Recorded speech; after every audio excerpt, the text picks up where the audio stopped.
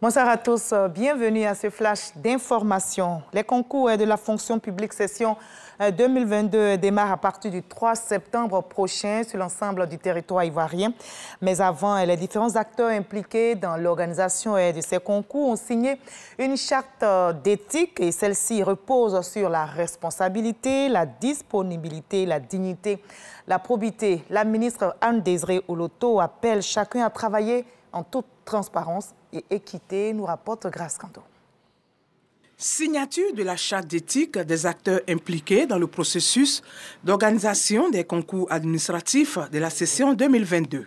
Ils s'engagent à promouvoir les valeurs de bonne pratique, de responsabilité et de probité pour le bon déroulement des concours.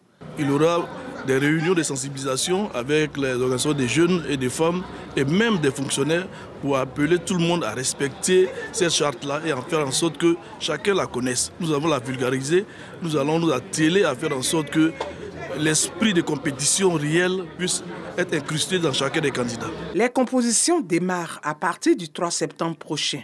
En plus d'Abidjan, 9 villes ont été retenues. Des innovations enregistrées. La plateforme unifiée qui consiste à s'inscrire sur une seule plateforme pour tous les concours administratifs. Nous avons commencé cette année avec les concours de la fonction publique et ceux de l'ENA et l'expérience va continuer en s'étendant aux autres concours. L'autre innovation, c'était donc les concours ouverts à nos parents, à nos frères de la diaspora, et donc qui est également en cours. La ministre Anne Oloto dit compter sur le corps préfectoral pour la réussite de ces concours. J'ai décidé de vous mettre à nouveau en mission pour que toutes les activités terrain de l'organisation des concours soient efficacement conduites et qu'en aucun point elles n'affectent la qualité et la clarté dans le déroulement des compositions et ne soient entachées d'irrégularité ni de malfaçon. La ministre Anne Oloto s'est aussi adressée aux candidats à travers les préfets. Je compte particulièrement sur vous, avec l'appui des directeurs régionaux de la fonction publique, pour sensibiliser fortement tous les candidats à la discipline, au travail et au mérite personnel. Je compte sur vous pour les dissuader de recourir aux marchands d'illusions et aux vendeurs de places au concours, de se consacrer à une préparation saine, sereine et active des compositions. Pour la session 2022, ce sont 377 concours administratifs ouverts.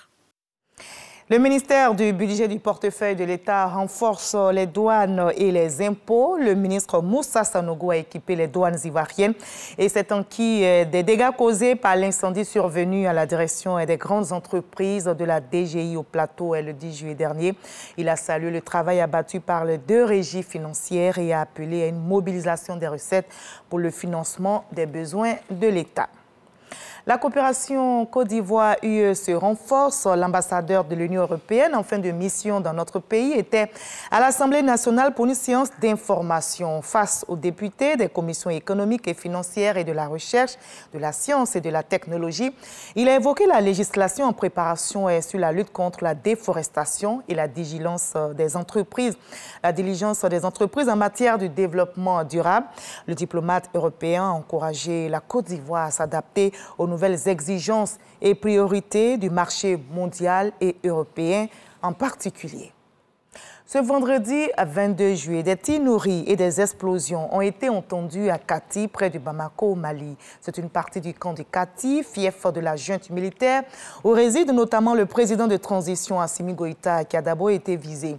Les autorités maliennes évoquent des attaques terroristes désormais repoussées. L'opération contre le camp de Kati intervient au lendemain d'une série d'attaques coordonnées et quasi simultanées dans plusieurs localités du nord de Bamako. L'Ukraine et la Russie ont signé aujourd'hui un accord historique à Istanbul sur l'exportation des céréales et produits agricoles via la mer Noire. Kiev et Moscou ont signé donc deux textes identiques, mais séparés à la demande de l'Ukraine qui refusait de paraffer tout document avec la Russie. Le secrétaire général de l'ONU, Antonio Guterres, a toutefois relevé le caractère sans précédent de cet accord conclu entre deux pays en guerre. Notez qu'au terme de cet accord, donc, des couloirs sécurisés permettront la circulation des navires marchands en mer Noire que les deux parties se sont engagées à ne pas attaquer. Et c'est la fin de ce Flash Info. Je vous retrouve à 20h pour la grande édition. Mais juste après ce Flash Info, suivez l'info régionale pour avoir toutes les nouvelles de nos régions ici en Côte d'Ivoire. Allez, à tout à l'heure à 20h.